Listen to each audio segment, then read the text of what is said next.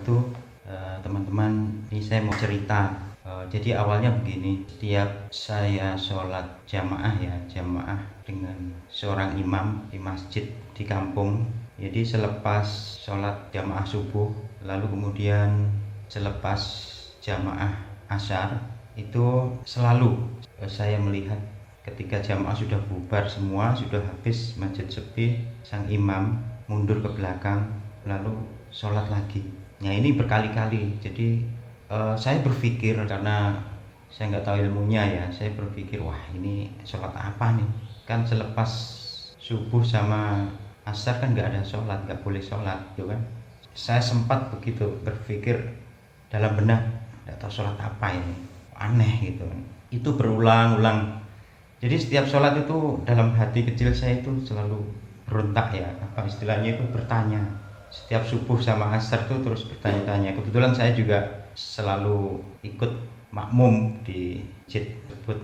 Nah pada suatu ketika saya ingin klarifikasi, sebetulnya itu sholat apa gitu. Saya sempat berpikir ini pasti amalan. Nah, beliau ini melakukan amalan tertentu gitu kan, amalan tertentu yang mungkin amalan yang diberikan oleh guru-gurunya atau gimana. Jadi pada suatu ketika sehabis sholat subuh, saya coba ini, saya tunggu Pak Imam ini selesai sholat jamaah itu kan, dia mundur sholat, lalu kemudian berzikir, saya nunggu, lalu saya tunggu. Setelah berdoa, saya pikir sudah selesai, ternyata beliau baca yasin, berdoa lagi, terus yasin lagi.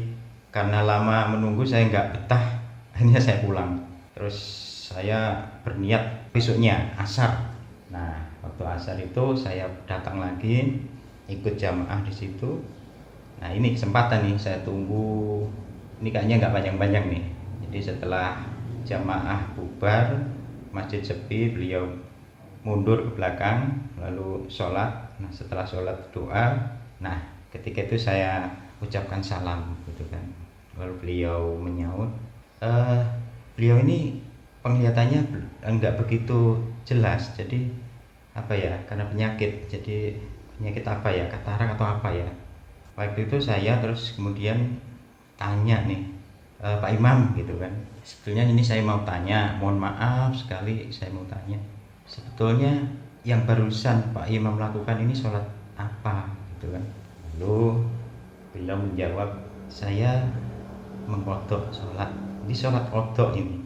Jadi setelah itu beliau langsung dengan semangat menjelaskan, Mas, saya ini mantan prajurit, dulu saya tidak pernah sholat karena tugas saya di lapangan yang begitu berat. Saya itu hampir tidak pernah sholat, dan setelah saya pensiun saya berniat untuk rajin sholat. Jadi saya ingin betul-betul melaksanakan sholat itu tepat waktu dan betul-betul menyerahkan diri gitu. Karena dulu-dulunya saya memang jujur saya tidak pernah sholat. Mas, saya itu dulu setiap ada tugas, ketika dipanggil komandan, dipanggil pejabat, bupati, walaupun hujan badai, saya tetap datang. Nah saya baru sadar kenapa dipanggil Allah saya nggak menghiraukan. Jadi saya betul-betul menyesal katanya gitu. Makanya untuk sholat-sholat yang saya tinggalkan itu saya kodok, karena saya dikasih tahu oleh seorang santri untuk mengkodok sholat-sholat yang dulu pernah saya tinggalkan. Nah itu klarifikasinya. Nah saya langsung plong. Tapi saya waktu mendengar klarifikasi seperti itu, masa sih sholat kodok dilakukan di jam-jam yang haram kan gitu kan, sehabis subuh dan sehabis asar. Nah lalu saya mencoba untuk mencari tahu dari tayangan ini. Sepakat 4 mazhab Ahlus Sunnah wal Jamaah. Pertama, mazhab Hanafi meninggal tahun 150 Hijrah. Kedua, mazhab Maliki meninggal tahun 179 Hijrah. Ketiga, mazhab Syafi'i meninggal 204 Hijrah. Keempat, mazhab Hambali meninggal 241 Hijrah. Inilah Ahlus Sunnah wal Jamaah. Bahwa sholat yang lama dulu tertinggal, kalau sekarang hijrah dan taubat, maka mesti diganti, diqadha. Tidak ada ikhtilaf. Kalau ada ustadz yang ceramah, taubat ya taubat aja, yang lalu biarlah berlalu, Jangan diulang lagi, cukup dengan istighfar. Itu bukan pendapat 4 mazhab, tapi dia ambil pendapat Imam Ibnu Taimiyah. Kata Imam Ibnu Taimiyah, nggak perlu qadha, istighfar aja selesai. Astaghfirullah, selesai. Rabbal baraya, selesai. Saya tidak setuju dengan itu. Maka saya selalu menyampaikan, saya pegang ikut 4 mazhab, sholat yang tinggal wajib diqadha. Nah, teknisnya gimana? Selesai sholat isya tadi, zikir, doa, ba'diyah. Selesai ba'diyah, laksanakan 1 qadha isya. Niatnya di mana? Niat di dalam. Allahu Akbar. Saya kalau nggak dilafalkan rasanya nggak seret Pak Ustaz. Oke, lafalkan. Usolli fardal isya 4 raka'atin qadha'an. Qadha'an, bukan qoboan. Usolli fardal isya 4 raka'atin qadha'an lillahi ta'ala. Tapi jangan kuat-kuat, nanti ketahuan. Allahu Akbar. Besok subuh gitu lagi. Usolli fardhas subhi rak'ataini qadha'an. Tapi kalau bisa jangan di masjid, nanti menimbulkan fitnah. Nanti kawan berbisik, setelah subuh kan nggak ada ba'diyah. Iya, itu kenapa? Nampaknya ISIS. Menimbulkan fitnah. Tangkap anti NKRI ini, tangkap. Jangan. Nah, setelah itu habis duha. Bagus, sholat subuh itu qadha'nya setelah masuk waktu duha, bagus. Lalu kemudian zuhur, gitu juga zuhur. Berapa lama Pak Ustaz? Ya hitung sendiri. Mulai taubat kapan? Baru sekitar 4 tahun Pak Ustaz. Umur sekarang berapa? 44. Berarti akil balik 10, 30 tahun ganti. Hitung 2017 berarti 2027, 2037, 2047. Sulit sekali Islam itu. Enggak sulit. Apa sulitnya? Itu kan simple, sederhana. Coba tanya dokter, berapa energi yang dihilangkan dengan sholat 4 rakaat dengan orang lari-lari atau jogging atau nonton band? Itu berapa energi yang dihilangkan? Cuman kenapa berat? Setannya. Dan setan nggak usah disalahkan. Itu memang sudah SOP dia. Ini orang banyak nyalahkan setan. Ini setan. Kadang kita kasihan juga nengok setan nih. Dia sebetulnya nggak terlalu salah. Bahkan mungkin setan nggak menggoda kita. Kita aja yang terlalu GR digoda setan. Oleh sebab itu maka laksanakan. Nah, ini tentang masalah qadha. Baik dilaksanakan. Gimana Pak Ustaz kalau meninggal? Baru qadha 2 tahun meninggal. Mudah-mudahan Allah. Ana inda husni dhanni abdi bi. Aku menurut prasangka hambaku kepada puasa yang tinggal qadha. Ustaz Somad emangnya pernah ninggalin puasa? Pernah. Ustaz dulu preman, saya enggak preman. Ninggalin puasa kan enggak mesti jadi preman. Saya dulu enggak preman, cuman datang teman bawa soto Medan. Mat. Iya juga. Sekarang baru ingat, saya ganti dah. Ganti. Sholat pun begitu juga, diganti. Kalau ragu Pak Ustaz, antara 15 hari dengan 10, pakai yang 15. Maka yang 10 lunas, sisanya jadi amal sunnah. Sholat saya ragu Pak Ustaz, antara 12 tahun atau 32 tahun. Itu bukan ragu. Salah ngitung itu. Maka ganti perhitungan terbanyak.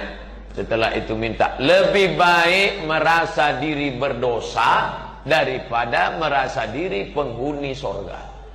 Kalau kita merasa diri kita berdosa, kita akan meleleh air mata dan merasa tak layak masuk surga. Tapi kalau sudah merasa penghuni surga, orang lain semuanya penghuni neraka. Neraka. Surga yang luas itu isinya cuma 3. Dia, istrinya, sama gurunya. Lain masuk neraka. Ilahi lastu lil firdausi ahla. Ya Allah, aku tak layak masuk surga. Wala aqwa 'alan naril jahimi, tapi aku juga enggak kuat masuk neraka. Nah, ini kan membingungkan ini. Mau masuk surga, kamu masuk surga ya? Maaf ya Allah, enggak layak masuk. Kalau gitu masuk neraka, panas ya Allah. Jadi nanti maunya di mana? Ya surgalah, tapi ayo masuk. Malu-malu. Nah, ini tentang masalah kita merasa diri kita ini banyak dosa. Kalau ngelihat anak kecil, oh anakku anak kecil, engkau belum ada dosa, aku sudah bergelimang dosa. Kalau saya ngelihat bapak yang sudah tua, bapak sudah tua, aku belum tentu umurku sampai seperti bapak. Ngelihat orang kafir, ente kafir, tapi kalau ente dapat hidayah, masuk Islam, maka amal ente diulang dari nol, bersih. Di dunia ini yang amalnya diulang dari nol, dua. Pertama mu'alaf, yang kedua pegawai Pertamina. Ulang dari nol ya Pak. Macam kula bener masalah pegawai aku anut ulama-ulama di sini. Pokoknya mantafak koha walam yatasawwaf iku tafassaqo. Siapa yang berfikih tidak bertasawuf itu berstatus fasik. Fasik itu masih mendingan. Tapi tasawuf saja tidak fikih tahzan maka menjadi kafir zindik. Karena pasti punya keputusan khilafal Quran wa sunnah. Dia sering punya keputusan yang jauh berbeda dari Quran dan sunnah. Karena ada ilmunya. Wong kula bolak-balik krungu, ana wong wis puluhan tahun ra salat, bareng tobat kepengin salat. Sowan wong model ngono-ngono iku wis penting istighfar sing akeh. Bar saiki. Bareng sowan aku yo tetep wis ngene ae, pokoke tiap salat ping pindho jeng yo. Anggap bae sing sitok iku nggo ngodoki masa lalu. Dereng 10 tahun Gus. Lah nek pengen cepet 10 tahun tiap salat kowe ping 10. Lah kok terus ra sida tobat mergo kesel ae mending ngono. Lho nek fikih kan aturan mainnya jelas karena dia ada salat 10 tahun ya sudah. Setiap sholat kue double. Anggap baik sing sitok sholat hari ini, sing sitok sholat masa lalu. Lah nak kok 10 tahun ya tak kau naik 10 tahun ya berarti wis bar. Lah nak pengen cepat bayar kredite ya tiap bar sholat jadi 10, jadi ngambil kredit mobil sing langsung 10 juta kan cepat selesai. Apa paket sing 1 juta tapi 4 tahun misalnya kan. Jadi kalau fikih jelas aturannya apa? Kula nanti itu soalnya wong fasik tapi tahu santri terus fasik. Kok sholat 3 tahun. Super. Wah, nuwangi kula tobat Gus. Wis sholat nek ora sholat pirang tahun? 7 tahun iki eling. Ya ora takon istighfar ya tiap sholat istighfar engko bahas engko penting wajib sih ya ono sing gitu lha ora kok istighfar malah iki kiai rapal donga sholat temen lah kok iso lah anggere julus binas saja tenan Rabbil firli warhamni lah rumah samu iku gak istighfar kadang kiai lho kok ora pokok istighfar Gus lah nek pas lungguh binas saja tenan muni piye Rabbil firli lha iku mbok anggap donga apa mulane ngaji ya fikih itu perkuat supaya aturan dalam Islam itu jelas lah nanti setelah itu baru ngomong tasawuf masa lalu. Dan alhamdulillah Tuhan kita Allah maha kasih, maha luas dengan pengampunannya. Maka masuklah pintu pengampunan Allah. Tapi untuk masuk pintu pengampunan Allah harus sadar tadi, sudah sadar. Lalu caranya bagaimana? Caranya nggak benar juga salah, harus benar caranya. Caranya yang pertama adalah berjanji untuk tidak mengulangi lagi. Ya sudah, kalau dulu pernah meninggalkan sholat, sekarang menjadi saya tidak akan meninggalkan sholat lagi. Harus begitu dong. Katanya, aduh saya masa muda saya jarang meninggalkan sholat. Sekarang subuh masih sering hilang. Ente bohong itu tobatmu. Jadi benar-benar dia menyadari masa lalu. Sadar dulu, saya mulai detik ini tidak boleh meninggalkan sholat sama sekali. Dosa apa kira-kira yang pernah kita lakukan masa lalu? Tobatnya adalah harus kita tinggalkan. Dulu minuman keras, sekarang saya 20 tahun saya minuman keras terus setiap malam, pagi, sore. Gimana Bu ya mau tobat? Tobatnya sebelum menyesat. Ini masalah yang belakang enteng. Detik ini saat ini kau berjanji untuk tidak minum lagi dan benar-benar tidak minum. Selesai. Anda sholat karena dulu pernah meninggalkan sholat. Anda sholat saat ini selesai. Itu dulu. Baru ke belakang. Bagaimana? Ini ke belakangnya ini harus ada ilmunya. Supaya Anda tidak masuk dalam wilayah was-was. Agar Anda tidak masuk dalam wilayah was-was, Anda harus paham semua sholat yang pernah kita tinggalkan dalam keadaan kita sudah akil balik, maka semuanya wajib dikodok. Dan Anda harus ingat, biar dalam mengkodok tidak malas, kodokmu itu ibadah besar. Kodokmu itu kodok tobat. Kalau Anda melakukan sholat fardu hari ini mendapatkan pahala segunung, maka mengkodok itu 2 gunung bahkan 3 gunung, karena ada nilai tobat. Bukan sekedar menjalankan sholat, nilai tobat. Tobat itu. Jadi Anda jangan ragu, jangan merasa beban. Aduh, mengulang. Berarti 25 tahun saya punya utang sholat. Lalu itu kan, wah, capek. Anda tidak usah melihat itu, melihat bahwasanya semua sholat yang akan Anda lakukan pahalanya gede di hadapan Allah Subhanahu Wa Taala. Ini harus diyakinkan, Anda harus berani. Kemudian setelah itu harus Anda tahu bahwa wajib diulang. Hanya ulama ada yang tegas, keras, ada yang lembut. Yang keras mengatakan apa? Selagi kamu meninggalkan dengan nakal, bukan lupa, bukan sakit, bukan ketiduran, maka wajib kau bayar kontan. Karena bayar kontan mabuk. Berarti sehari harus 1000 rakaat, mungkin bongkok esok hari. Mungkin nggak sholat lagi setelah itu. Itu kan bahasa fikih. Pokoknya kalau ada orang meninggalkan sholat dengan bandel, wajib dibayar kontan. Nggak boleh ngapa-ngapain kecuali untuk cari nafkah, makan tok. Setelahnya sholat lagi, makan. Tadi sama sholat lagi. Mungkin mundur langsung dia, nggak jadi tobat. Tapi begitulah dikatakan para ulama. Agar tapi caranya sederhana, dimudahkan, dicicil. Sebab 25 tahun tuh kali 5 hitung saja. Saya bingung hitungnya. Kali 25 kali 36 kali 5 hitung. Yang ngerti matematik. Yang tamat SD aja deh. Berapa, Bu? 25 kali 360 kali 5. Berapa sholat? Pokoknya banyak deh. Pusing. Baik. Itu kalau setiap hari. Tinggal Anda hitung harinya. Berarti Anda harus mengganti 25 tahun. Tapi kalau ya kadang sholat kadang enggak, kadang sholat kadang enggak, itu yang mungkin yang terjadi. Sebab kadang sering sama ibunya sholat, sama bapaknya sholat. Berarti harus Anda punya kira-kira supaya tidak masuk was-was. Sudahlah begini saja, diglobalkan saja. Dari 25 tahun ini sholat mana yang paling sering? Dikira-kira saja Anda merenung 1 jam 2 jam untuk mencari utang. Setelah kira-kiranya terdapat, kayaknya saya itu sholat dari umur 15 sampai 45 ini ya, kalau diglobalkan itu paling 10 tahun deh, tulis 10. Dan Anda tidak usah mikir ke belakang lagi, Anda mikir angka 10 itu saja, angka 10 tahun itu saja. Sebab apa? Banyak ini sudah beres belum utang saya, sudah beres belum utang saya, bingung terus karena nggak pernah dihitung. Makanya perlu Anda ngitung dulu, perkiraan deh, perkiraan. Setelah itu Anda jangan mikir ke sana, mengikir perkiraan saja. Ya sudah, kalau begitu mungkin subuh saya ini utang mungkin banyak. Ini yang paling sering subuh. Kalau subuh kayaknya genap 25 tahun tuh. Cuman selain subuh ya sudah subuh saja kamu. Jadi saya caranya kemudian setelah itu mudah, nyicil. Habis sholat subuh subuhan lagi, habis sholat duhur duhuran lagi. Nggak ada yang tahu, kayaknya sholat sunnah. Qobliyah duhur deh, qobliyah subuh, sholat duhur dulu, Allahu Akbar. Dan selesai, selamat, masya Allah, sholat kayak sholat sunnah kan? Enggak, jadi ringan. Jadi ya nanti kalau sudah genap dari 40 ke 25 berapa? 60 nih 5 bayar. Lah kalau mati, disebutkan kalau orang mati dalam tobat sudah diampuni oleh Allah insyaallah. Panjang. Sholat itu kan yang pertama kali ditanya begitu kita menghadap Allah tuh ya. Itu pertanyaannya banyak, tapi yang nomor 1 itu masalah sholat. Jadi kalau ada sholat-sholat yang tidak dikerjakan, yang ditinggalkan, itu yang jadi masalah. Karena nanti hasil dari pertanyaan tentang sholat itu sangat menentukan pertanyaan-pertanyaan berikutnya. Jadi amal-amal kita itu semua itu akan dihisap dengan susah atau dengan mudah, itu tergantung nilai sholatnya.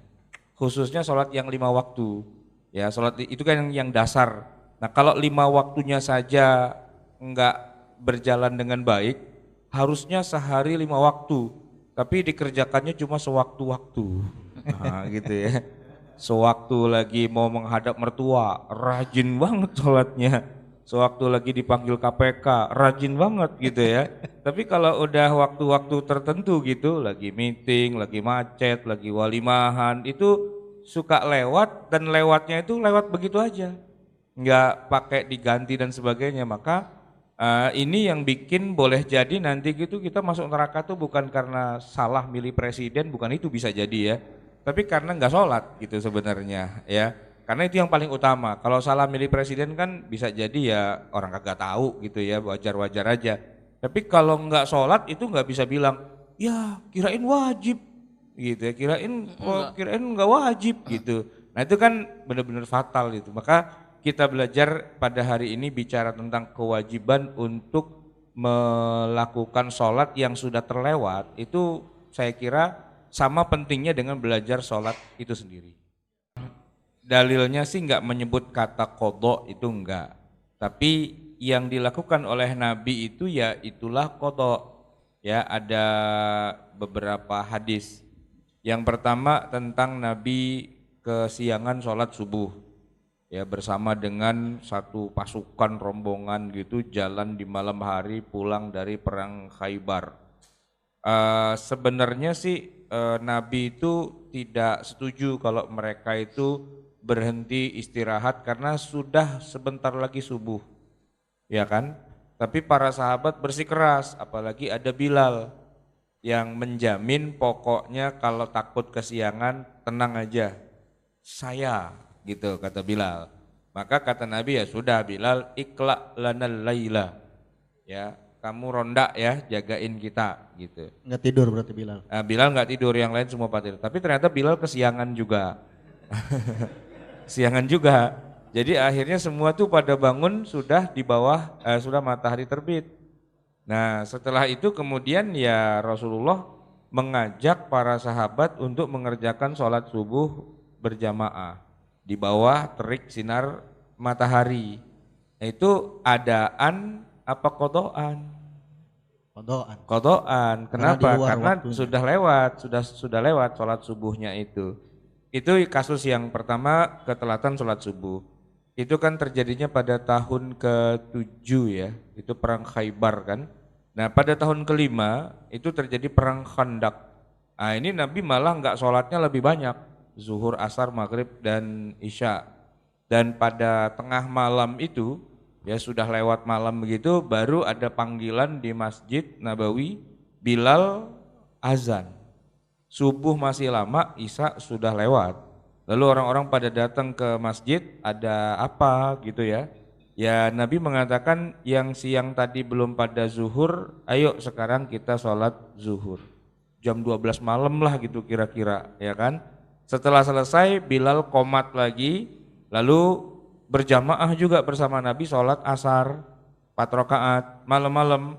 Setelah itu Bilal qomat lagi, maghrib 3 rakaat, lalu isya 4 rakaat. Nah jadi ini sholat 4 waktu ya, zuhur, asar, maghrib, isya, itu dikerjakannya yang 3 itu enggak di waktunya masing-masing. Zuhur kan harusnya siang sampai asar gitu ya, asar juga sebelum maghrib, dan maghrib juga udah lewat. Nah itu kodoan, bukan adaan. Jadi dalilnya sudah sangat lengkap, dan itu hadisnya bukan hadis sembarangan Pak, itu Bukhari Muslim semua. Jadi kalau dibilang tidak ada kodok, sholat kodok gitu ya, keliru. Karena menggunakan hadis yang memang secara teksnya itu mengatakan tidak ada kodok, tapi ternyata maknanya bukan itu. Gara-garanya Aisyah radhiyallahu anha haid di bulan Ramadan. Namanya juga orang haid kan nggak boleh sholat, nggak boleh puasa. Cuman gimana cara menggantinya? Nah, orang-orang bertanya kepada Aisyah, nih para wanita, Aisyah juga belum bisa jawab waktu itu, nanya kepada Nabi. Setelah Nabi kasih jawaban, Aisyah menyampaikan kembali kepada para wanita sahabiyah. Nah bunyinya itu kunna nu'maru biqada'is saumi wala nu'maru biqada'is salati. Kita ini perempuan yang haid di bulan Ramadan kan nggak boleh puasa dan sholat ya. Nu'maru biqada'is saumi, kita diperintah untuk mengqadha puasa. Nah ini dia nih terusannya. Wala nu'maru biqada'is sholati, dan tidak diperintah untuk mengqadha sholat. Nah pas bagian itu Pak dipotong gitu, dipotong dijadikan dalil. Tuh kan nggak ada qadha sholat itu. Padahal sebenarnya itu konteksnya perempuan yang haid di bulan Ramadan. Tidak boleh puasa, tidak boleh sholat. Ya, tapi harus diganti. Yang diganti itu puasanya apa sholatnya, atau dua-duanya atau salah satunya. Nah di situ sebenarnya konteksnya Nabi mengatakan yang diganti itu puasanya. Kalau sholatnya nggak usah diganti. Ternyata dalil itu dijadikan dalil umum. Tidak ada kodok-kodokan. Ya memang kalau kodok-kodokan nggak ada. Kodok beneran. Iya, kodok beneran ya. Nah, maka disitulah sebenarnya istidlalnya itu kadang-kadang suka dipelintir-pelintir. Padahal aslinya 4 mazhab, ya 4 mazhab Hanafi, Maliki, Syafi'i, Hambali, semuanya mengatakan bahwa sholat yang sudah terlewat walaupun sudah 20 tahun itu wajib untuk diqadha. Nggak usah jauh-jauh deh, Abdul Somad aja bilang begitu kok, gitu ya. Iya. Iya. Oke. Ustaz Abdul Somad bilang qadha sholat. Iya. Nah. Oke. Soalnya dulu Ustaz Abdul Somad bilang, kalau antum nggak percaya ada qadha sholat, lihat tuh, tulis qadha sarwat. Tulis di Google kodo sarwat itu ada.